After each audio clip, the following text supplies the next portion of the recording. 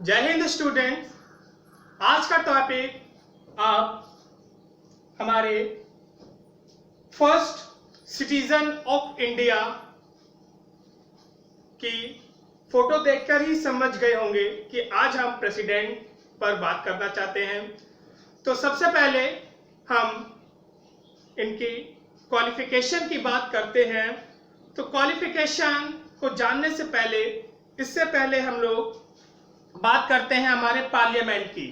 तो पार्लियामेंट में हमारे 3 ऑर्गन्स थे, लोकसभा, राज्यसभा एंड प्रेसिडेंट। तो प्यारे बच्चों, हमने बात करी थी कि लोकसभा में कुछ भी अगर कोई भी लॉ बनना है, फ्रेम होना है, तो लोकसभा में जाए डिस्कशन होगा, फिर राज्यसभा में डिस्कशन होगा और साथ ही साथ जब ये सिग्नेचर करेंगे तब वो लॉ बन जाता है।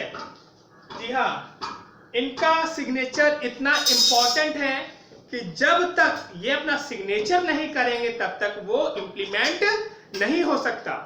तो बहुत ही ज्यादा इंपॉर्टेंट है। आइए हम लोग अपनी बात करते हैं क्वालिफिकेशन से कि हमने प्रेसिडेंट साहब के लिए क्या क्या हमारे इंडियन कॉन्स्टिट्यूशन में उनकी क्वालिफिकेशन को बताया गया है। तो सबसे पहले ही और she should be citizen of India. Next है मिनिमम एज 35 इयर्स होनी चाहिए। ध्यान दीजिएगा बच्चों, यहां पर मैंने मिनिमम एज की बात करी है, मैक्सिमम एज हमारे कॉन्स्टिट्यूशन में नहीं बताया गया है। नेक्स्ट है लोकसभा के जो मेंबर्स होते हैं, लोकसभा के मेंबर्स के लिए जो क्वालिफिकेशन चाहिए वही सेम एज को छोड़कर, जैसे कि यहां पर 25 चाहिए, लेकिन एज को छोड़कर जो भी क्वालिफिकेशन बचती हैं वो सभी हमें प्रेसिडेंट साहब के लिए चाहिए। तो आइए हम इलेक्शन की बात करते हैं कि इलेक्शन कैसे होता है हमारे प्रेसिडेंट साहब का। तो जैसे कि अभी हमने डिस्कस किया कि houses of parliament, Lok Sabha and Rajya Sabha. तो देखिएगा, लोकसभा के मेंबर्स और राज्यसभा के मेंबर्स जब हमारे प्रेसिडेंट साहब के इलेक्शन होते हैं तो उसमें पार्टिसिपेट करते हैं। यहां पर एक चीज आपको बिल्कुल ध्यान देनी है कि मैं कह रहा हूं इलेक्टेड मेंबर्स। जी हाँ, elected members, member of legislature of all state, यानी कि ऑल स्टेट्स की बात कर रहे हैं। तो 28 स्टेट्स हैं हमारे यहाँ पर, आप लोग जानते हैं। तो 28 स्टेट्स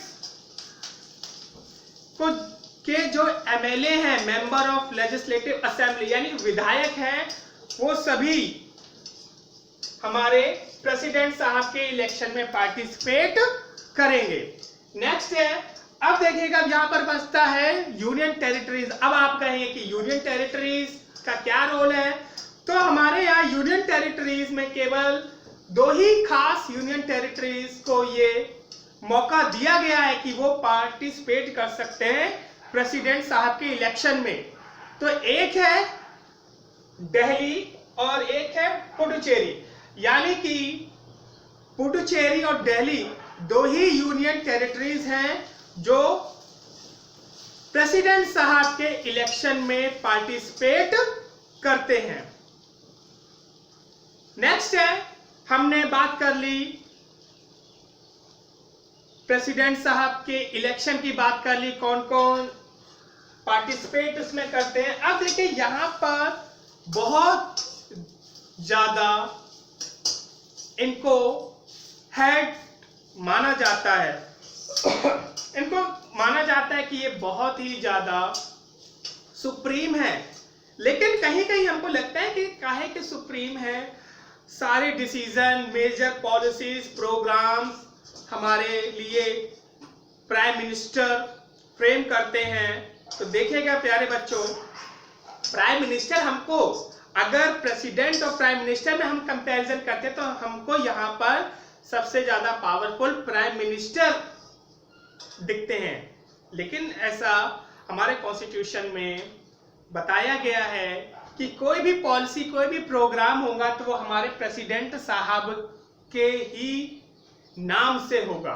अगर हमें कहीं पर भी कोई भी, मान के चलिए हमको फ्रांस से कोई भी डील करनी है, तो वो प्राइम मिनिस्टर के नाम पे नहीं, वो हमारे प्रेसिडेंट साहब के नाम पर होगा। देखिए प्रेसिडेंट साहब हमारे इंडिया के इतने ज्यादा पावरफुल हैं कि उनको chief commander of the defence forces भी कहा जाता है। प्यारे बच्चों,